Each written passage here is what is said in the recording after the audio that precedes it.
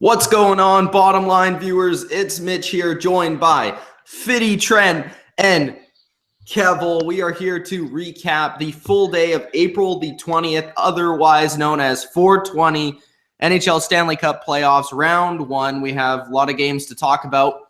4 games in particular: Pittsburgh, Columbus, Montreal, New York, Nashville, Chicago, and Edmonton, San Jose. Guys, first off, before we get into the games, what was your excitement level over today's games? Coming in, what did you expect? And also, what did you get out of the games? Were they great games? Did you have fun watching them? Were they, the outcomes what you expected? What did you guys get out of these 4 games? Well, overall, it was pretty an entertaining game for hockey overall. I mean, these playoffs have been very entertaining this entire round. Every single series has had their own overtime games. Going into the Montreal and New York Rangers series, we all knew that was going to be a battle. Of course, it went into overtime. We'll get into that a little bit later. I thought that was a very entertaining game from that kind of standpoint. Pittsburgh, that one was kind of the throwaway game. We all kind of knew that Pittsburgh would run away with it, and they kind of did. I was very surprised with Chicago versus Nashville. I thought that Chicago would come out with tons of fire, tons of physicality. They kind of didn't, and Nashville kind of took over that game, and they really ran away with it, and that place was pumping. So honestly, that was one of my favorite games of this entire day. And of course, San Jose versus Edmonton. Series is tied back in Edmonton. You knew Edmonton's crowd was going to be hot, and you knew the game was going to be great. So overall, today's action was a lot of entertainment for me. I'm gonna say it this way. April 18th. What's today? April 20th. Sorry. 2017. It's 420, bro. I thought. Come on, Kev. I thought you'd be right on that. Yes, I'm right on it. Hi, Kevin. April 20th. Hi, Kevin. Hi, Kevin. What on earth is Hi. Continue, Kevin. Hi, Kevin. That's a weird. April 20th, 2017. Ladies and gentlemen, boys and girls, it is on this day that we will remember this as the changing of the guard. New franchises have risen to prominence, and a franchise is on the epic fall. And we're going to get into who those are and who those are not as we go on. But that's it. We saw a franchise crash before our eyes. At the end of a dynasty ended today with the Chicago Blackhawks. That, my friends, is an epic crash if I've ever seen it. And I think when we saw the rise of the Predators, and we're seeing right now before our eyes, like it or not, the Edmonton Oilers are on the rise. And we're seeing the changing of the guard. That's what today is about. All right. So, yeah, we'll get into all of that and Kev's thoughts in detail. We'll get into Fitty, Trent's thoughts. We'll get into my thoughts. But we want to know your thoughts. What are your thoughts about today's action? What were your favorite games? What was the best part about today? Are the Blackhawks dead in the water? Is their dynasty done? Are the Oilers the next up-and-coming team? What are your guys' thoughts in the comments? Let us know. And before we just get started going into these games, make sure that you check us out on gawkbox.com. I'll leave a link in the chat. It's also in the description, www.gawkbox.com/bottomlineview. If you go on there, you can support the channel by playing games on your phone. It's that easy. You go on there, you look at the games under our profile, you download a game, you play it, and you can donate a little bit of money. It's not even out of your pocket. It's actually out of the advertiser's pocket. So if you guys could do that, that would be, huge for the channel and for us to continue to make these live streams and videos for you guys. But besides that, let's get into the games. We'll start off with the game that just happened. That's San Jose versus Edmonton. I know we have a lot to say about this game, so let's get it out of the way. 4-3 in overtime for the Oilers over the Sharks. Very, very good game for the most part. It was, the Sharks were kind of up in the game, and the Oilers made a comeback, and they went to overtime. The Oilers just took the game by its throat, and absolutely dominated the Sharks in overtime, minus like one possession. The Sharks barely got any offense in, and the Oilers definitely deserved to win this game at the end of the day. The Sharks came out like the better team, and it looked like they were going to dominate it, but the Oilers came back. They did what they needed to do. The home crowd got them into it, and they won the game straight up. Let's dive into the statistics, the goals, and all that stuff, and then we'll get into the game details. But starting off, Edmonton get the first goal with Maroon, and San Jose responded with 2 goals from Bodker and Marleau. The second goal was basically a 2-on-1 with Marleau and Thornton, and that ended up going in the back of the net, kind of looking like a classic 2010 goal from the San Jose Sharks. We had David Schlemko with the other goal for San Jose, which was on the power play, I think, or just at the end of the power play. It was not a power play. It was. I think it was just right after the power play or something. It was a point shot, went right over the goalie's shoulder. It was kind of a little weak, but Mark Letestu had a power play goal. That was the power play goal for Edmonton. And for Edmonton as well in the third period, they got Clefbaum with a huge shot that was measured in over 100 miles per hour, which is freaking crazy. And also, Desharnais gets the game winner. The former Canadian going to the Oilers gets the game winner in overtime. Really nice, basically give and go goal. And top corner on Martin Jones. Martin Jones, speaking of him, played a very good game. He had 44 saves in this game. Freaking great game for him. Talbot, 27 saves. He played okay. I mean, he probably could have played a little bit better. He did make a couple nice saves here and there. But Martin Jones, man, he stole the show, especially in the third and the overtime, where he was getting bombarded by shots. Like, there was a few great opportunities that Edmonton had to put the game away, and Jones just continued to make stop after stop after stop. Edmonton finally got to him and ended up taking the game. Looking at the performances from both sides, Bodker had 2 points in the game, +1, 1 shot on goal. Schlemko had a +2 in this game with the goal, 3 shots and 2 blocks. Marleau had a goal with 2 shots on goal and 2 hits. Thornton didn't fare very well in the faceoff dot. 7 wins, 12 losses, had 2 shots and assist. Looking at Dylan, he had a penalty, 2 blocks, a hit, and a point.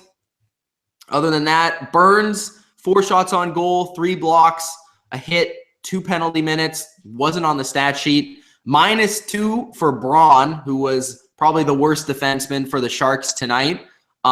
He did have 10 blocks in this game, which that is insane. I don't think anybody has had 10 blocks in this entire playoffs. I don't remember seeing that stat. 4 shots on goal, 3 hits. Who else do we got here? Pavelski, 5 hits, 3 shots on goal, 1 block. He was okay in this game. The Canuck Hansen didn't really show up. He was a -1. Vlasic didn't have his best game, -1, but he did have 5 blocks. And yeah, that's pretty much it. Couture didn't have his greatest game in this game. Carlson didn't have his greatest game. Jones, though, 48 shots against, 44 saves. He was definitely the MVP for San Jose. Going over to Edmonton, 2 points for Desharnais. Draisaitl had 2 points as well.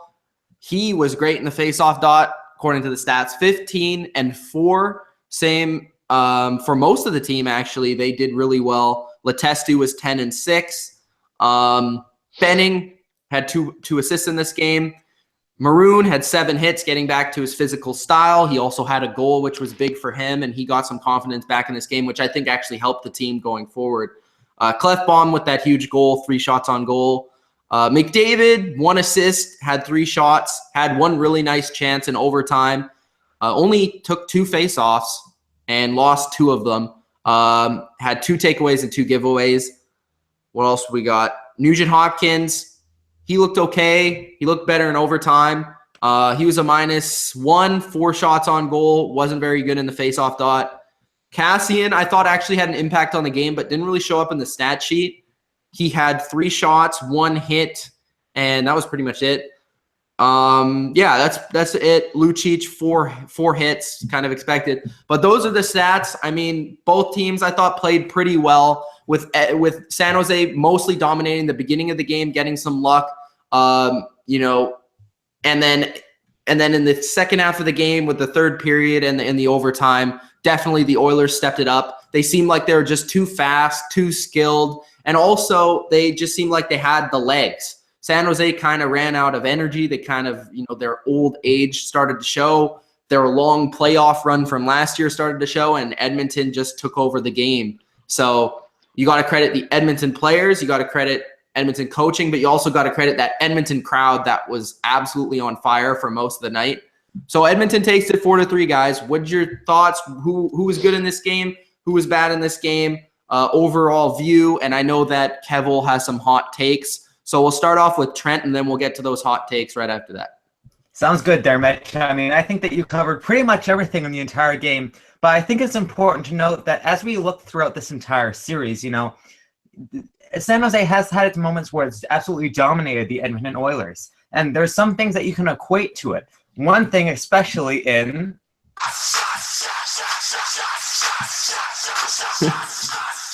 I mean, in this game, they took 30 shots, but about 18 of those shots...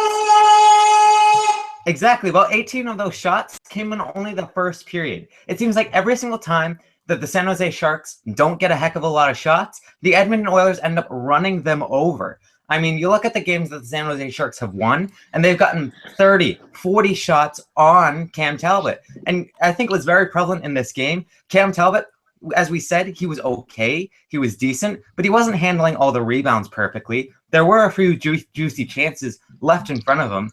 And if San Jose picked it up a little bit and drove to the net a little bit more, maybe this would be a different series. Maybe it would be 3-2 for San Jose right now. I mean, just because, as we said, San Jose, they are getting a little bit older. They were a little bit slower tonight. Edmonton, they were taking all those shots. They were taking all those opportunities. I did think, though, Trent, at the beginning of the game, they did look like the superior team. It was kind of a weird shift in the game because at one point in the game, I'm like, oh, Sharks, looks like they're going to win this game. They're up I think they're up 3-1. Yeah. And it was just like, okay, Sharks kind of taking control of this game. It seems like everything's going their way. The bounces are going their way. You don't really see the Oilers kind of making any big plays offensively. And then the game kind of just changed slowly, opportunity after opportunity. And then once the goal started to go in, the fans started to come back in the game. And then overtime, they just took over, right? No, for sure. Absolutely. And, as I've been hinting at, the San Jose Sharks in the second and third period combined totaled for 5 shots. If you have 5 shots in 40 minutes, you're not going to win any games in the NHL. You need to get that puck on the net, and you need to drive hard for the rebound. That's why Edmonton ended up winning this game, because, yes, the crowd was behind them. Yes, they're younger, and yes, they're more hyped. So, honestly, the San Jose Sharks, if they want to win Game 6 at home, they really need to be peppering Cam Talbot constantly, throwing everything at the net. I don't really like to compare the Oilers to last year's Stanley Cup champions, but the San Jose Sharks did have troubles, obviously, with the Penguins last year, and it just seemed like that those flashbacks played in my head when watching this overtime. It was like the Sharks couldn't get the puck. They were beat to every loose puck. They were out, they were just not fast enough, or they just didn't have the effort level of the other team, or they were run down. I don't know really what it was last year, and I don't really know what it was in this game. But it just seemed like the Oilers, were there to every puck before them. They were getting more opportunities. They were getting more chances. And it was not like they're that much more skilled or a better team than them. They just got straight outworked in the end of the game, and that definitely showed for the Oilers as they got the win. Kev, what were your thoughts, bro? Well, you make a good point about what happened with. I don't know if this is in part age, but I just don't think the Sharks are a good skating team. No, that's why I said that, right? It's like the Oilers are pretty good skaters, right? They have probably the best skater in the league. They have some really good skaters on their team. They're fast, they're young, and those young legs help at the end of the game. And it just seems like the Sharks are kind of slow, right? And when you're not as fast as the other team, it obviously you rather need to absolutely dominate them physically, or you're probably going to get beat. Yeah, and they were far too conservative after. One of the turning points that nobody really talked about was that big hit that McDavid put out that very late in the second period. And then they had the back-to-back penalties where Burns took an absolutely terrible penalty when the puck went off. So it gave the Oilers the 4-minute power play. They got the goal from Letestu. The Oilers weren't going great in the first half of the third period. It was just all of a sudden something snapped with Desharnais stepped up, who's been averaging 6 minutes, around 6 minutes a game here. They haven't been playing him much, and all of a sudden it just clicked for him.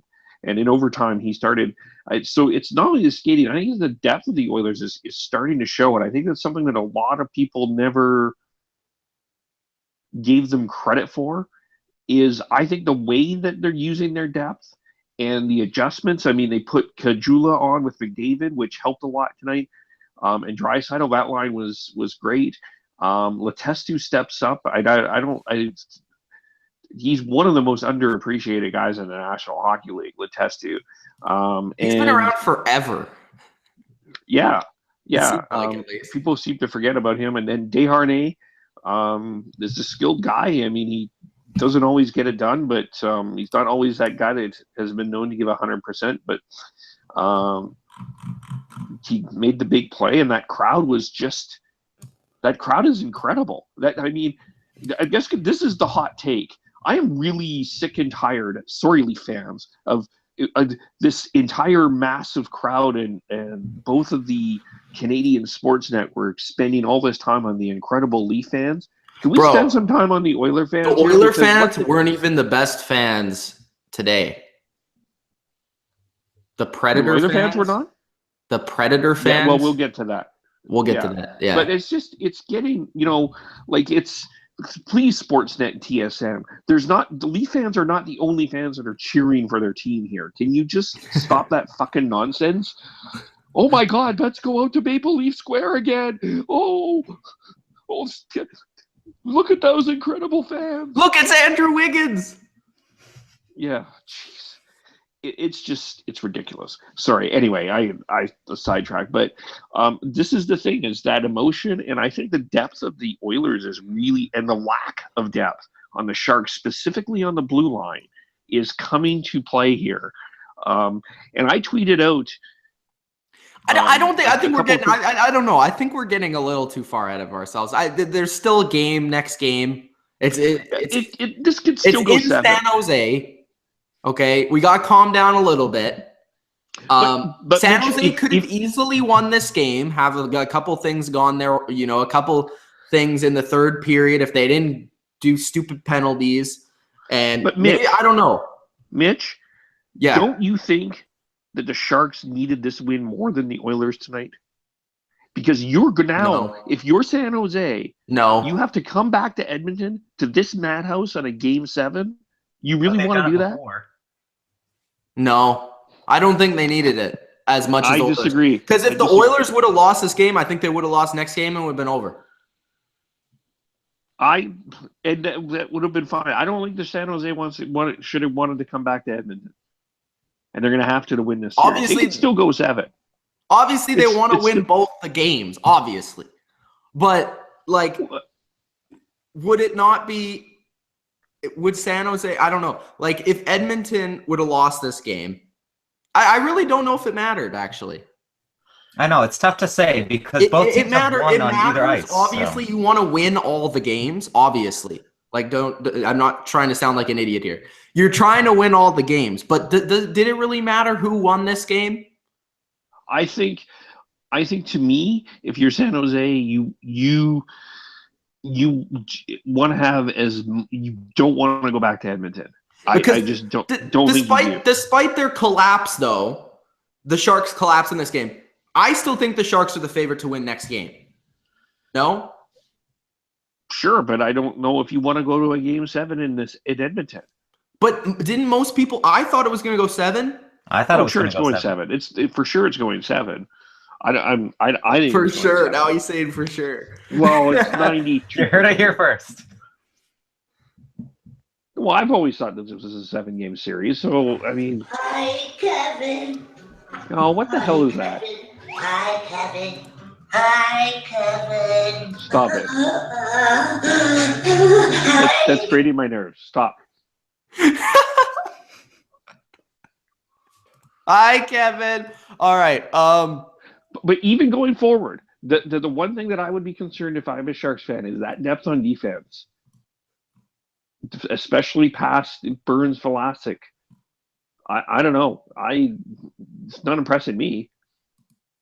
Schlemko's not been bad. I mean, he's been okay. He's had some like stupid penalties here and there. This game, Braun had a stupid like game this game, but overall he's been playing okay. Dylan also had a stupid game this game, but he's been decent. So I'm not too worried on the back end. I actually like their back end better than I like most of the defense on Edmonton. I mean, yeah, I totally agree with you. Yeah. Some of them are pretty good. Like Russell is doing well, Nurse is doing really well, and Larson's doing really well. Clefbaum's slowly starting to turn on. I really don't know about Benning. I think it's coming down to the forwards. I think it's coming down to specifically the bottom two lines. Obviously, this is a 3-2 series, so nobody has really dominated this series. No. But when the Oilers have won, they've gotten production from their bottom lines. Six.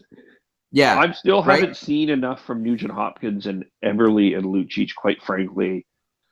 I still think that line. I've always thought that Lucic was overrated, so I'm still in that camp. Hopkins has never really done anything in his career. I mean, he's been okay, but has he really been number one overall pick material? Everly has been fine, but I guess his reputation, at least in the juniors, was that he was a clutch player. He hasn't really shown that right now, but and this was probably McDavid's best game. Yeah, definitely, but he didn't show up too like offensively. It was more physicality. That's what Kevin was saying earlier, which I completely agree with. That the Oilers were definitely the more physical team and the faster team. Yeah. I just thought the Oilers played a better game tonight. We'll see next game. Maybe it will be the Sharks that play better. But yeah, I think there were some concerns for Shark fans. They looked slow. They looked old. And they got dominated at the end of the game when they needed the most. Yeah. All right. Let's go to the next game, which is where do we want to go, guys? Well, let's go late to early. All right. So that would be Nashville, Chicago. And I know that Kev needs to say a lot, so I'll try and get through these stats and stuff real quick. Nashville got 2 goals from Yossi tonight and won the game 4-1. Chicago for Crawford 22 saves, Rene 30 for the Predators. Looking at the players on both sides, the stars for Nashville, obviously Yossi with the 2 goals, +2, 4 shots on goal.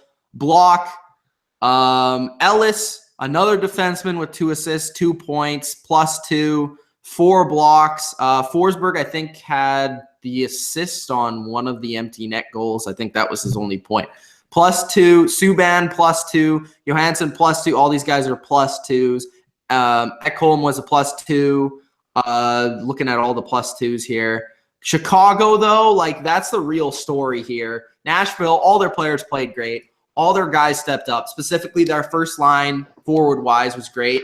Their top 3 or 4 defensemen were excellent. Chicago, you look at Taves. He got a goal in this series, which was actually his first goal since the 2015 Game 5 of the Stanley Cup Finals.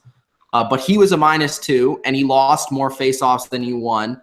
Kane had 5 shots on goal, but was also a -2, had a point. Panarin -2, had a point. Their top line got dominated all series long. They're both their top 2 lines. You look at Keith, who's supposed to be one of the best defensemen in the league, had a penalty, only had 2 shots, 2 hits, got -2. Hausa, who's looking a little old at this point, -2. Campbell, -2. Seabrook, -3. 3 hits, 5 blocks, 2 turnovers.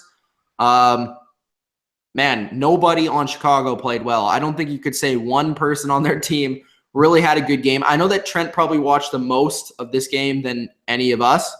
But yeah, I think Nashville, again, just totally outplayed them. They played with more desperation.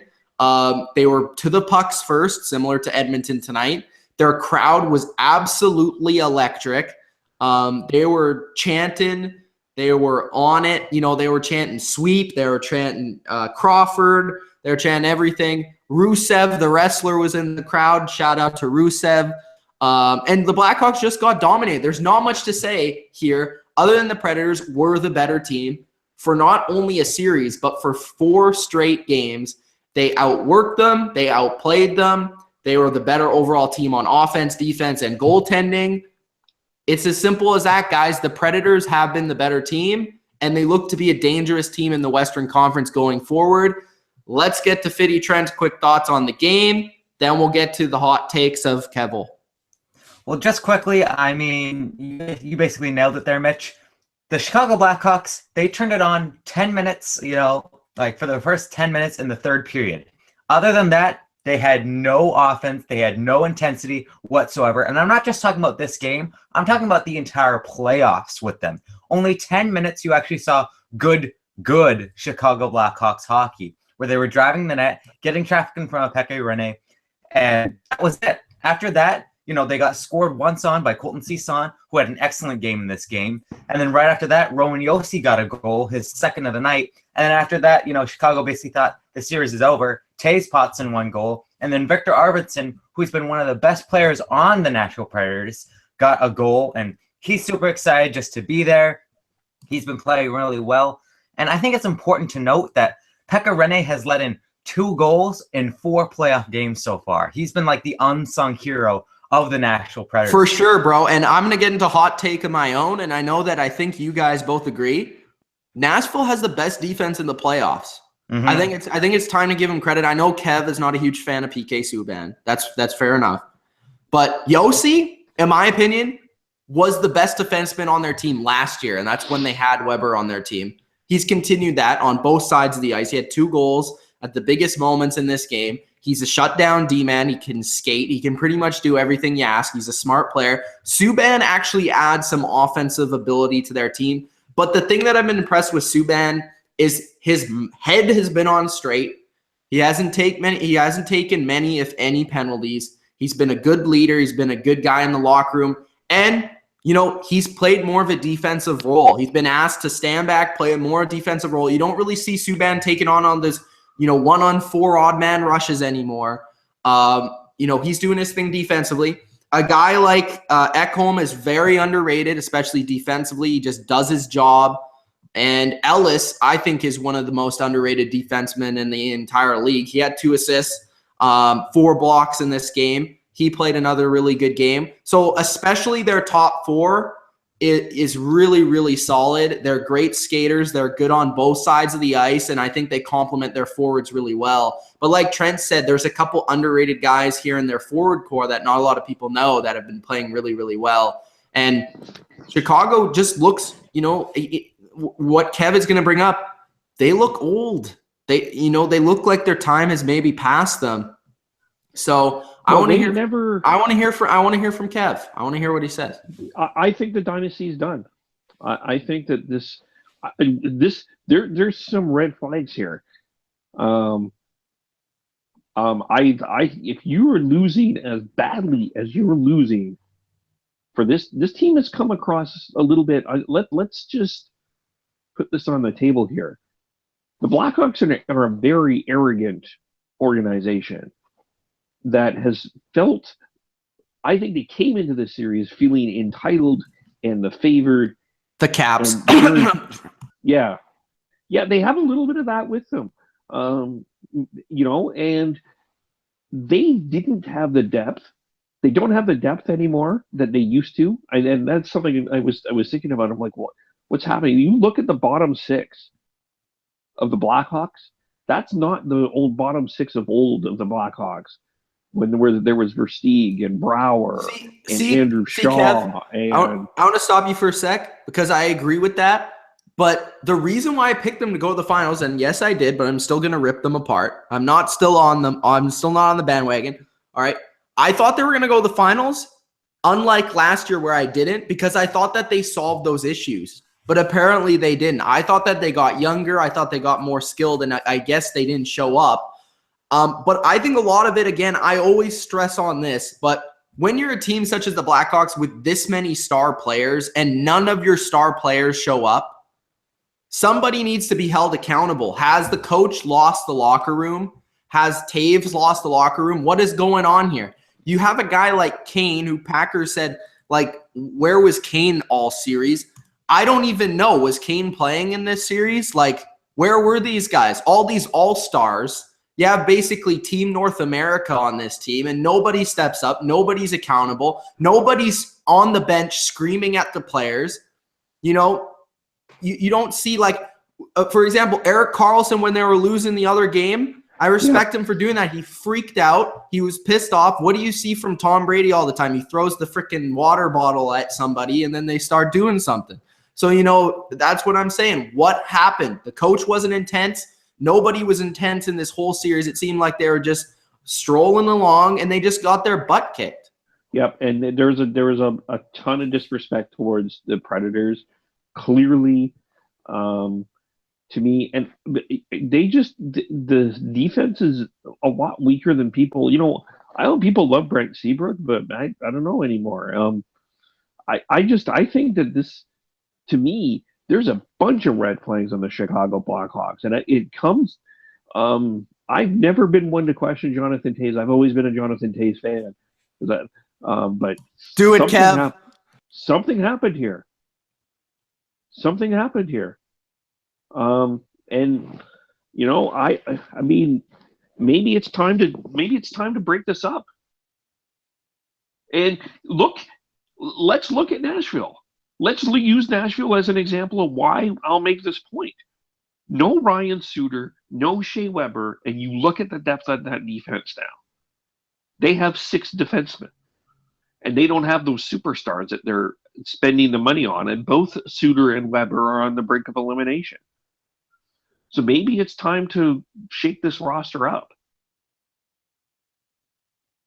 Yeah, I mean, I think you said it there, Kevin. It might be time. And it's also important to note that Nashville, throughout the series, I think Craig Smith played a couple games, but Colin Wilson was nowhere to be seen because he's been injured. So it's the kind of thing where the Nashville Predators, I wouldn't want to play them if I was the St. Louis Blues or the Minnesota Wild, because they just swept the best team in the West, and they're not even having some of their best players on their ice. I mean, the Nashville Predators can only get better. And you got to go to Nashville.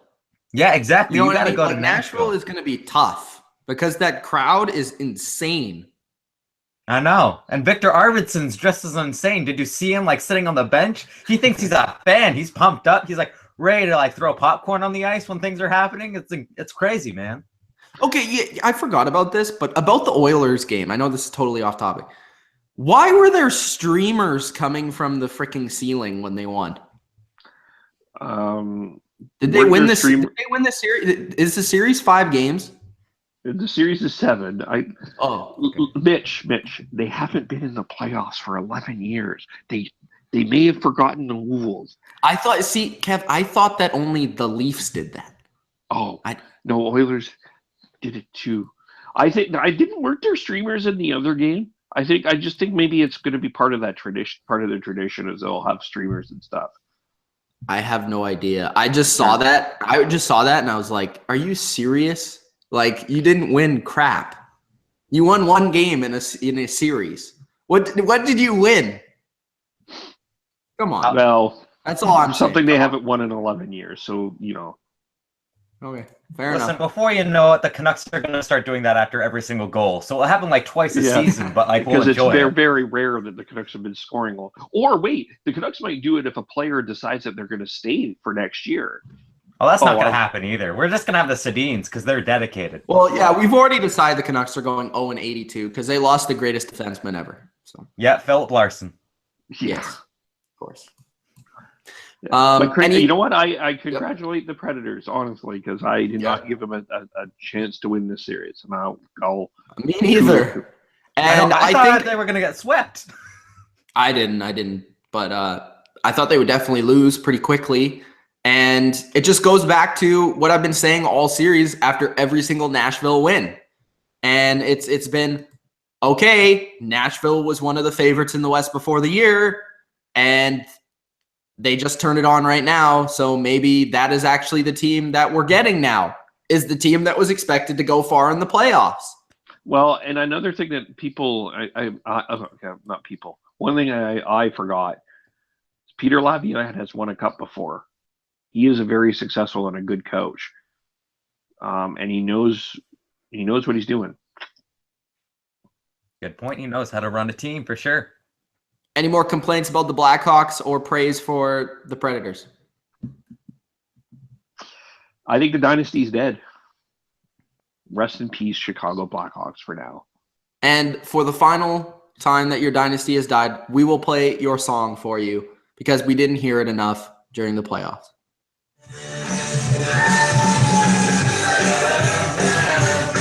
I didn't hear this like once.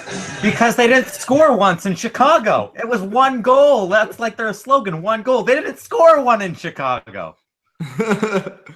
All right. We have some guys in the chat now. I know Packer's been here the whole time. Shout out to Packard. I think it's actually Manil. I think it's my friend Manil, but I can't tell because it has MT. I'm not sure if it actually is. But he said, "Fuck the Oilers." Sharks played to lose or not to lose for 2 periods. Oilers only win when the Sharks don't show up. Packer says to him that the Sharks blew it. He says that he won a cup 11 years ago, to Kev's point. Chicago has a better chance at winning another cup than Edmonton. Well, I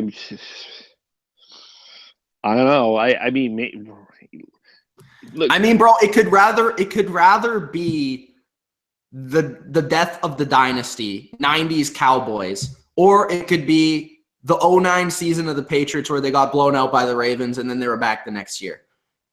We'll see. You know what I mean? I mean, they have to.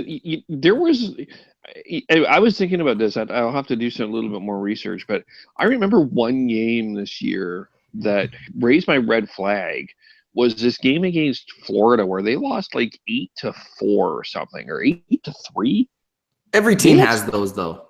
Yeah, but there was some unusual Blackhawk losses this year that maybe there were more red flags than we paid attention to. You know, maybe we were just like, they're Chicago. Maybe we were just thinking that it is Chicago, so they're going to do well. Yeah. I don't know. Neil says they need to move Seabrook and Hausa. Packer says, who do you guys think will win? He says, what's going on, boys? Who do you guys think will win out of Anaheim and the Oilers? Because he's already discounting the Sharks. Well, we're not going there until the second round. So, okay, let's say who would win between Anaheim and the Oilers right now? If it were to happen. I'm not. Kev won't participate. Trev, what do you, or not Trev, Fitty Trent, what do you think? What's going on, people? It's Trevor here of the Bottom Line View, the secret guy. I was combining Kev and Trent's names to get a prediction from both of them from one person. So let's get Fitty Trent. Well, you know I love hypothetical questions. So hypothetically, if the Ducks face the Edmonton Oilers, it's gonna be an interesting series. I can definitely see it going to 6. But, I mean, the way that the Anaheim Ducks have been playing, I think that they've just been so much more of a solid team. You know, the Oilers have had sparks of being really good and really nice and speedy.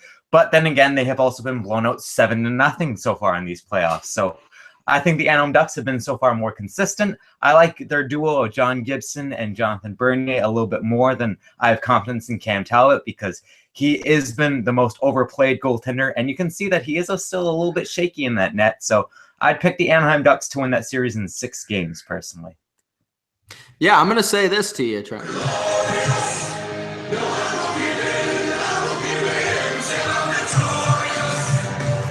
Great stuff from Trent because I totally agree. I think Anaheim would take to school, but we'll see. Let's go on to New York, Montreal. So New York, Montreal, the series is now 3-2 for the Rangers. I actually expected going in, I thought it would be a close game like this, probably 3-2 as well, but I thought it would lean towards the Canadiens. But again, it seems like this game was stolen by one goalie and not the goalie that you would really expect, right, Trent? I mean, that doesn't matter. I said that the Rangers were going to win this game yesterday, so I mean, I'm happy. But you did pick the Rangers in the series. I picked Montreal, so I basically said I'm picking Montreal because I picked them in the series because I thought they would win in 7. It still has a chance to go to 7. But the Rangers, man, it's the classic Rangers. They're going to hang around, and they're going to score a couple goals here and there. It's just the way that Vigneault's teams play. You know that better than anyone else, Trent, right? Vigneault's teams, they just kind of play. They're not exciting to watch. No. They're not exciting to watch, but they win, and they win these gritty, close games, right? They don't get a lot, they get enough. That's all that they do. They shoot for enough, and that's it. Yeah, so looking at the stats in this one, quite a few penalties compared to the other games, but not that bad compared to the first couple games in the series where we saw Gallagher pretty much get every penalty known to man. Zibanejad had a goal and assist, 2 points, +2, 4 hits, 4 blocks. Pretty good game for him. Had the game-winning goal. Rick Nash, I thought, was a freaking beast in this game. He had 8 shots, was a +1, had a point, and I thought was the best player on the entire ice, maybe minus his goaltender. You have Fast, who scored a goal again. He's played really solid. He's kind of one of those under-the-radar players that the Rangers do have. 3 shots, 4 hits. That's pretty much it. McDonough played his role, had 6 hits, 3 blocks, 3 shots. And, yeah, going to Montreal, my boy Radulov did not step up in this game. He was a -1. He had 4 hits, a shot, and 3 blocks. I was expecting some sort of a game winner, ridiculous goal, but we didn't get that, sadly. Gallagher was a -1, but I thought he played a good all-around game. He was getting his body. He was hitting. He had 4 hits. He had 5 shots. He had that 1 snipe of a goal. Galchenyuk was bouncing around on a bunch of different lines, and this comes to one of my complaints about Montreal. Play Galchenyuk on one line and stick him on the line. You have him playing on the first, the second, the third, the fourth, every single shift. Let him gain some chemistry with his line mates and try and do something. It doesn't help an offensively talented player to keep bouncing from line 1 to line 2. It doesn't create chemistry between your lineup, and it just creates havoc. So I would prefer if they just stuck Galchenyuk where he belongs, on the first or the second line. I don't agree with that at all. Shaw had 5 penalty minutes, so obviously I don't know if the Blackhawks really missed him in this game. That was a great fight, though. Yeah. Emelin had 7 hits, 3 blocks, a shot, 2 penalty minutes, -2 for Pacioretty, who we're going to discuss here in a bit. 5 shots, 2 hits. Any other guys that really impressed you guys? Any other stats you want to throw out here? And what did you guys think of the game from an entertainment standpoint? I'll tell you someone who did not impress me, but really, really dropped the ball for me in this game. For the New York Rangers side was Dan Girardi. As a defenseman, you need to be able to stand your ground, and you need to be able to be a puck-moving player. You need to be able to get those pucks out of your zone and get them down the ice. He had 8 giveaways in this game. Granted, he did make up for it by having a lot of hits and a lot of block shots, but it was the kind of thing where he was much better without the puck than with the puck. When he had the puck, he was just constantly sending them for odd man rushes or really good rushes on Henrik Lundqvist. And if the Rangers want to win the series, that cannot happen anymore because Dan Girardi, he's like your main defensive defenseman. As a defensive defenseman, you need him to be able to handle that puck. If you can't, you're not doing your job right. To go on your point about Radulov, I didn't think that he had too bad of a game. He didn't have a bad game. He just didn't have a great game. He just didn't stand out. He was more of the behind-the-scenes, 5 hits kind of guy, throwing the body more than throwing the puck towards the net. So I think that he did okay. With your Galchenyuk point, I completely agree. I've said this from the very beginning. Claude Julien, find out a spot for Galchenyuk. You look at the last 3 picks, I think in the 2013 draft, I think that's what the draft was for Galchenyuk. You have Nail Yakupov, who went 1st overall. He's now like a depth forward on St. Louis. You got Galchenyuk. That was a bad draft. That was a very bad draft because now you have Galchenyuk, who's like a 4th-line center, but yet he's like a point-a-game player when you play him in a solid role. And then you have Ryan Murray as like the 3rd-round one, and he was the guy that was constantly gets injured. That's just a bad draft looking back on it, and it doesn't have to be. All those players had skill, especially Alex Galchenyuk, who should be your top line forward. Instead, you have Thomas Plekanec, who's kind of been hit and miss. He's winning faceoffs for you, but besides that, I don't think he's had an outstanding series. In this game, he was a -1, had 4 shots on goal, 2 hits, and a block. but also had 3 giveaways. And it's the kind of thing where Plekanec, I'm sorry, but I don't think that he can really get it done as the first line center role anymore. It's time to put someone else in that position. You know, somebody that I didn't bring up for the Rangers is actually Buchnevich. Yeah, Buchnevich. Pronounce his name. He was good in this game. Never really noticed him much in the series before, but like he was just friggin' going at it. He made like one really nice move. Was it on Emlyn? It was on one of the defensemen, but he made a really nice move to the net and just, you know, had a nice shot. He was all over the place, kind of using his speed. And something that I want to bring up with speed is New York's defense. Like you said with Giardi, like he was bad. Like he was bad in this game. Him and I think Mark Stahl, when they're not like laying the body, like Trent said, they just seem kind of, especially against, if they play a faster team, like if they play Pittsburgh, you know, or even maybe Ottawa in the next round, if they get there, they're going to struggle because these teams are faster. They have better skaters. New York's, a couple of their defensemen just are slow and kind of old, and a lot of times the Habs were just all over them. And you could tell when the Habs had long possessions in the offensive zone, when they were putting it towards Lundqvist a lot, those players were out there. They weren't able to get the puck out of the zone, and they just played a bad game, I thought. At the same time, I wasn't impressed with I wasn't impressed with Montreal's defense. I didn't think Yemelin was great. Boileau was terrible, especially on that second goal or the shorthanded goal. He was terrible. To be quite honest, Kev, though, I don't even know if I ever expected their defense to be good because it's not good. You have Weber, but like, who else do you have? You have Weber, and then you have Weber. Oh, you have and Jordy Ben. That last goal was bad. Yeah, it was a bad play. I think he's played really well for them, but I just don't think that they have the depth. This series still has the potential to go 7, and in both of these teams, I don't know. They both of these feel like there's something missing in both of these teams, and Kreider and Pacioretty, for both sides, haven't really noticed them.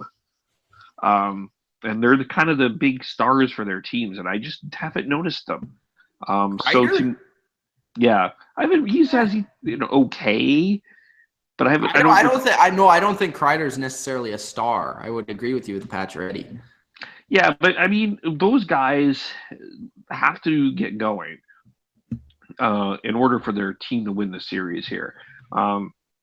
It feels to me a little bit that they're relying too much on their goaltending, or the hope that the goaltending will fail. In the case of Lundqvist, he's not going to fail. Lundqvist is a good goalie. He's the king. He's the king, and Price is the king. I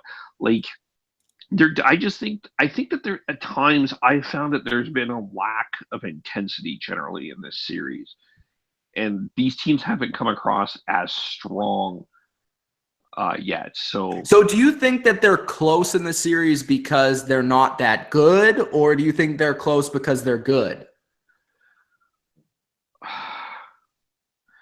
I think that I think that the Ottawa-Boston series is close because they're not that good. I know that you might disagree with me, but I think that they're not that good. The difference between the Ottawa-Boston series is I feel like Ottawa's putting it out there and putting in, they may not be great, but they're putting in their intensity. I don't feel that this series has any intensity to it. Really? No, I haven't got that vibe. What do you think? I feel like both teams are trying to do just enough to win, but not give it all. That's fair enough. I mean, I haven't seen a lot of this series because usually there's other games on and they're the least popular ones, so I'll watch those and then at least we can get good takes on all of them. But from what I've seen, I think that it hasn't been the most intense playoff series of this entire playoff race, but I think it's been kind of there. I mean, you still see a little bit of physicality here and there between the two teams because, of course, they're kind of rivals and things like that. But yeah, I can see where you're coming from. I think, as you said, Ottawa's showing a lot more effort, and so is Boston in their series. But I mean, I don't know. It's tough to say. Yeah, it's Thoughts on the game, guys. Trent, I don't think you really said much. I know. I gave my points on like who was good and who was bad. I think as we've seen throughout this entire series, every single game has been close. It's been coming right down to the wire, if not overtime. And I think that's what we're going to be seeing for the next couple games, if it goes that long, if not just the next game in the series. I picked the Rangers in 6 games, but I could definitely see it still going to 7 games. I still think Montreal can win this series. Absolutely, because it's been so close, and every single team just has the slightest edge, it seems, at some point that gives them that one goal. So it will be interesting, and it will end as a good series. What's funny is my dad is obviously cheering for Montreal, and he keeps saying, like, before the series, he's like, watch out for the Rangers. And then after every game that the Rangers beat them, he's like, I told you about the Rangers. I'm like, it's 3-2 in a series. It's not like they lost. It's like, anyways. Let's continue on. Let's talk about the Pittsburgh Penguins. There's no other games. Trent, I don't know if was there any other game tonight. The greatest team ever. How did you miss the game? I thought there was only 3 games tonight, Trent. Kev, did you not see the preseason game? It was between the Columbus Blue Jackets and the Pittsburgh Penguins. Columbus put out like their best. You know what? This is how I'll put it simply, guys, for you. The Patriots play 16 preseason games before the playoffs start. The Penguins, they start playing in the next round. They have the bye for the first round. This was the bye, all right? They played the Columbus Blue Jackets. They won 4-1 in the series. Bye-bye goes the Blue Jackets. But I did think that this was an entertaining game. You guys probably didn't see much of it, as by your thoughts on the game. But I actually thought this was entertaining. I thought the whole series was pretty entertaining, despite Pittsburgh mostly taking most of the games, obviously. What the heck is going on here? I just thought, like, Pittsburgh in this game, it was kind of back and forth in the first period. Then Columbus, like, really came out hot. Like, they looked like they were, okay, we got a problem here. First couple shifts were pretty bad for Pittsburgh side of things. Columbus came out. They looked like they were going to score a goal, but the MVP of the series, Marc-Andre Fleury, steps up, makes some nice saves here and there. Pittsburgh gets a power play, which basically whenever Pittsburgh gets a power play in this series, rather they score or they get momentum. So they score on this one with Phil Kessel scoring, of course, 50 Trent's favorite player. And then we go to the second period. Pittsburgh scores 2 more goals. It's 3-0. Rust scores 2 in similar fashion. Rust, again, I say this every single recap, playoff player. He's great in the playoffs. That line with Kessel, Rust, and Malkin has been really, really good. That's the second line. Malkin actually has 11 points in 5 games, which is leading the league in points, I think, by quite a large margin. But also, NHL, he's not in your top 100. Put him in the top 100. Anyways, that was that second line. That's great. They scored 3 goals on the day, including power play goal. And Columbus then kind of came back. They got a goal from Jenner, and I'm like, okay, it's 3-1, whatever. Game's probably still over. I'm kind of casually watching Pittsburgh and Columbus going to Montreal and the Rangers.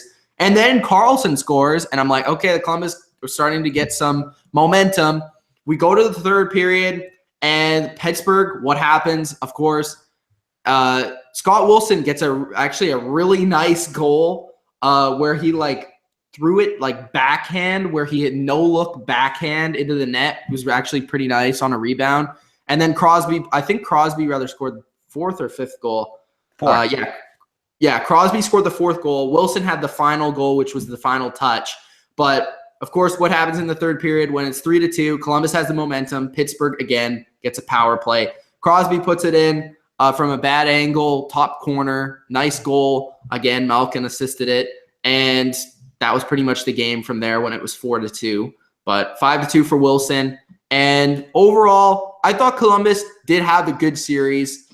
I didn't think that they were going to win this series. I don't think there were many people out there that thought they were going to win this series. I thought they would actually take 2 games. I had respect for Columbus going into the series. They were the 4th best team in the regular season. I thought they had a good series. It was just Pittsburgh was just too much skill-wise. Whenever they were on a power play, it seemed like they had a good power play. You look at some of the players on their team that played a really good series, and Pittsburgh, basically none of their players had a bad series. You look at this game, Kessel had 3 points. Malkin had 3 points. Rust had 2 goals. He had 8 shots. Crosby had 6 shots with a goal. Scott Wilson actually stepped it up in this game. And I kind of thought that the Pittsburgh, probably the concerns, I'll say, of Pittsburgh, because there are still concerns going forward with this team, is I think their speed defensively without Letang is a little bit of a concern.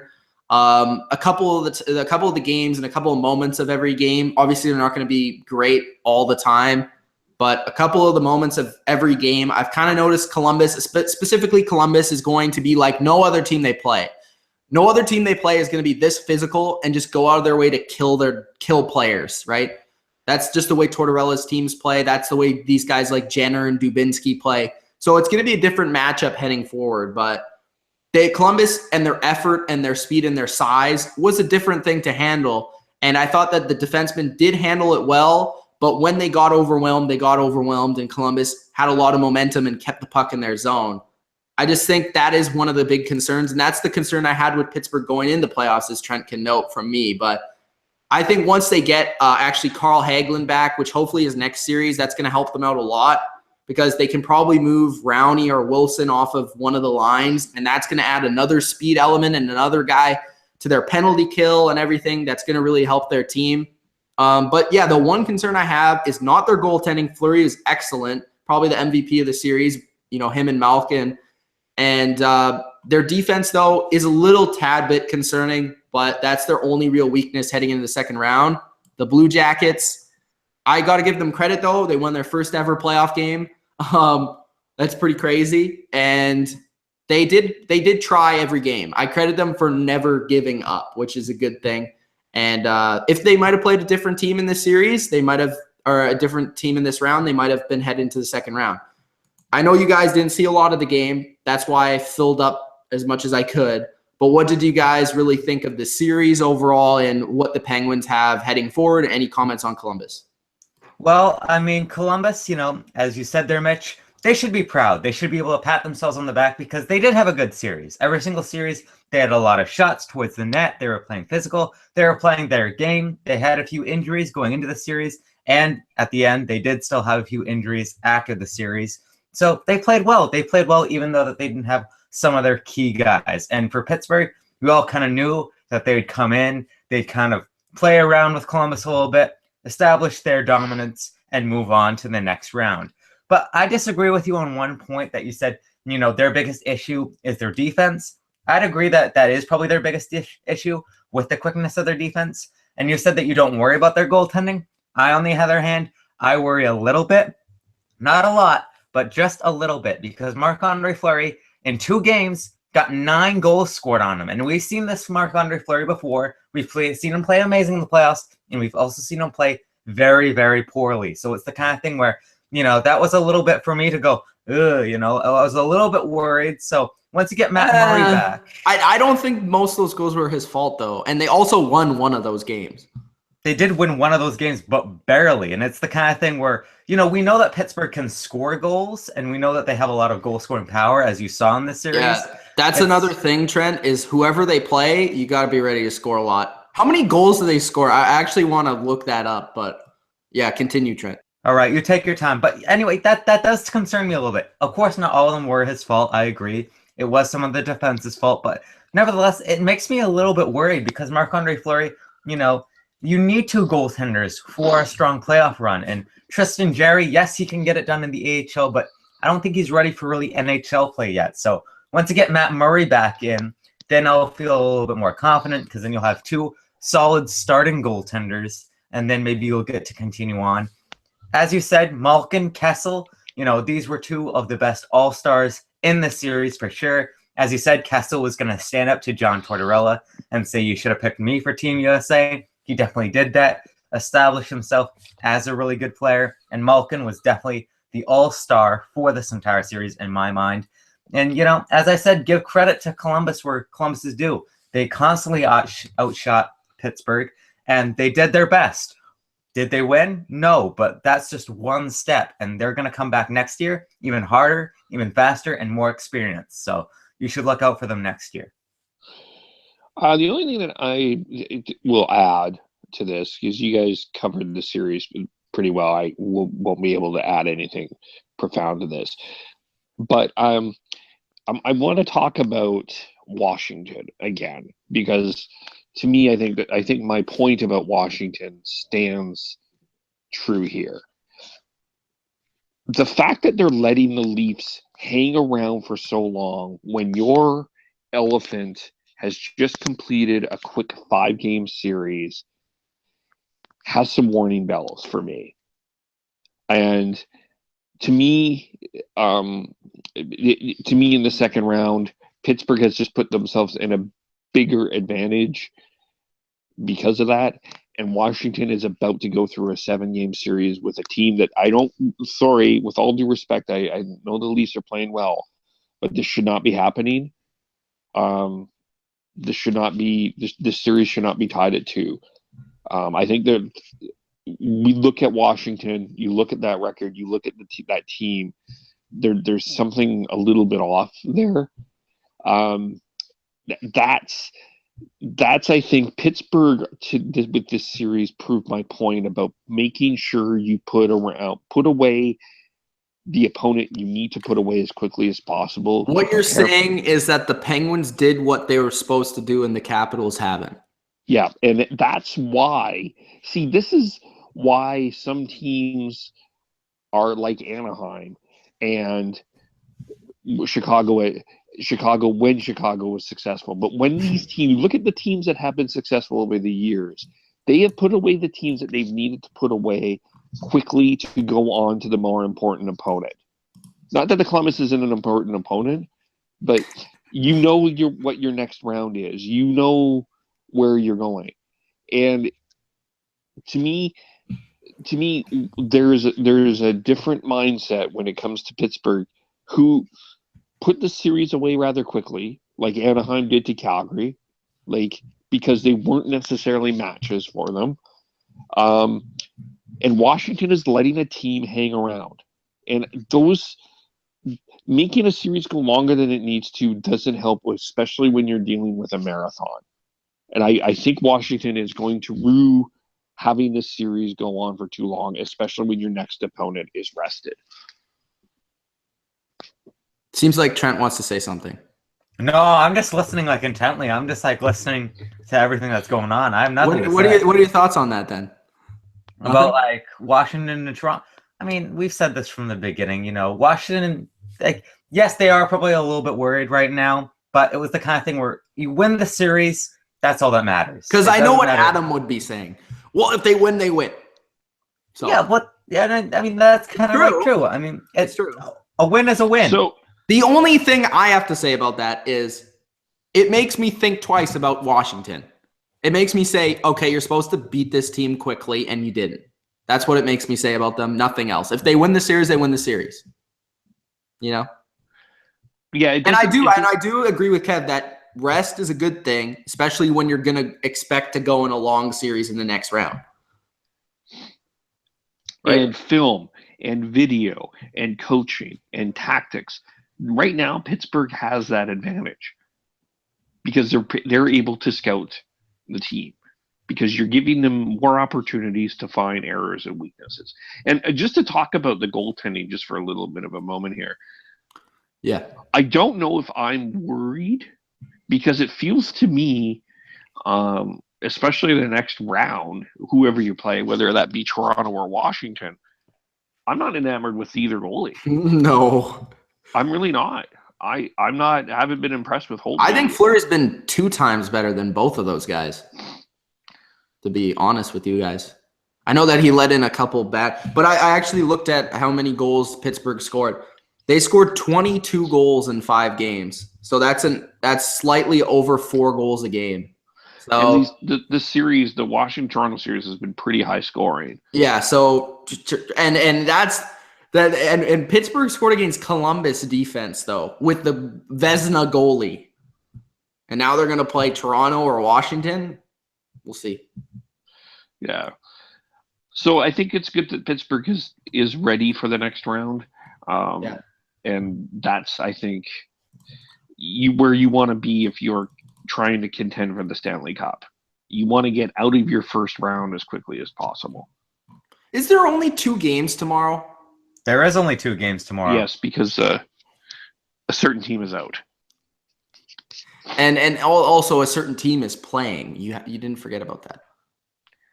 Oh yeah, the Leafs. It was Leaf Washington and Boston, Ottawa. Ottawa. Oh. So there will be no coverage on that Ottawa-Boston game, by the way, by any of the Canadian networks. Wait, Boston, Ottawa are even in a series? Is that even happening? What's that, Ottawa? Where's Ottawa? Ottawa?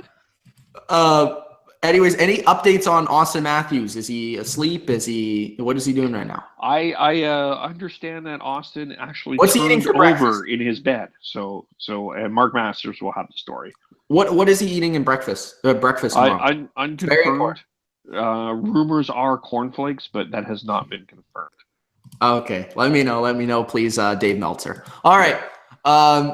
Anyways, Toronto, Washington, Boston, Ottawa. Do we have a quick little preview for those games? I do want to say this because I think Ottawa has been one of the most underappreciated teams in these playoffs. I think they get so little coverage being in between Montreal and Toronto. Erik Karlsson has been great, dynamic, and I'm not a Karlsson fan, but he's been great. He's been fantastic. I still don't. I picked Boston to win this series, so I don't know if this series is going to end tomorrow. I think Boston is going to put up a fight. I don't doubt the Bruins. And it's not really like they haven't put up a fight. They have. They just short stick every time. Yeah, thing, right? Yeah. And they've had a couple of calls go against their way that maybe they shouldn't have. With all due respect to Flames fans, the Bruins fans have rights to complain about reffing here too. But that Washington, geez, is there a bigger game in franchise history for Washington? I mean, I don't want to be a hyperbole, but can you imagine going back to Toronto down 3-2 when you're the favorite? Do you really want to do that? If Washington loses this game, I would be pretty surprised. I would be pretty surprised. But the thing is, Kev, I think Toronto has been outplaying them every game, including the only time Washington has clearly been the better team was last game in the first period. That's it. The rest of the series has probably been going Toronto's way. And if Washington, I'll say this, if Washington plays the way, if they play the way that they have been playing the whole series, Toronto could win. But this is such a big game, like you said, for Washington. I just don't see them losing this game. But, I mean, Toronto, like we covered the game last game yesterday, if they don't beat themselves like they did last game, they can easily win this game. Because I went back, we watched that game, and my number one complaint and my number one thing about that game was Toronto, Washington did not win. Toronto lost. And if Toronto doesn't lose tomorrow, they have a good chance of winning. Yeah, they shot themselves in the foot or very early in that game, and they kind of were able to still fight back. It's fascinating. This series has been so fascinating to me because it's just going on far longer than it should. It really is. This is just Kev's number one point. But yeah, because I guess that's me. I have that one little point, but like Big Ben. Yeah, exactly. But it just, I want, all due respect, I really want Washington to advance. I really want to see Washington get a cup, and I think they have. No. sorry, Mitch, but I want Washington to succeed, but it feels like they're shooting them. Stop it! It feels like they're shooting themselves in the foot. Like we're watching this franchise literally shoot themselves in the foot. Mitch, we're watching WCW. Yeah, maybe. Trent, prediction for this game. Predictions for both games tomorrow. I'm going to say. No, there's only Boston- one game. Do you Oh, yeah. hear the news? Yeah, there's I don't know of Ottawa, Boston. I'm sorry, I forgot. They're rescheduling that game for like 2 years from now. Like once Austin Matthews gets like 6 Stanley Cups after that. So the one game that happens tomorrow. Yeah. So the one game that happens tomorrow, Washington versus Toronto. I think that Washington they just needed to play their game. Like if they played their game and they actually played their game, like the first time that they played their game this entire series, they can win this game. They're at home. There's no better time than now to win it. So honestly, I think that Washington they'll surprise us and they'll actually start playing their game and win this game 3-1 against the Toronto Maple Leafs. And 2 years from now in that Ottawa versus Boston game, this is a long time, so wait for that prediction to come out. But I think, that's going to be a close series. I thought it was going to go to Game 7. Every single one of these games has been really close. So I think Boston is actually going to win this game on the road, and I think they're going to win it 4-3 in overtime. For my predictions, I'm going to go Washington 4-2 after an empty net goal, and 3-2 Boston in overtime. Okay, Goal scorer Bergeron. Bam! I'll say Washington 3-2. I'm hesitant to do it. I there's a part of me that wants to see Toronto win, just to see how. Oh, don't get me mixed up. I totally want Toronto to win, but I think Boston wins 3-2. All right, guys. Thanks for watching. This has been your NHL Stanley Cup Playoffs Round 1, April the 20th recap for the 4 games tonight. Blackhawks are out. Jackets are out. Predators are in. Penguins are in. Good luck to your teams tomorrow. And thank you guys for watching. It's Mitch, Trent, Kev. If you enjoyed the video, hit that like button. Subscribe if you're new. It's The Bottom Line View. Peace out.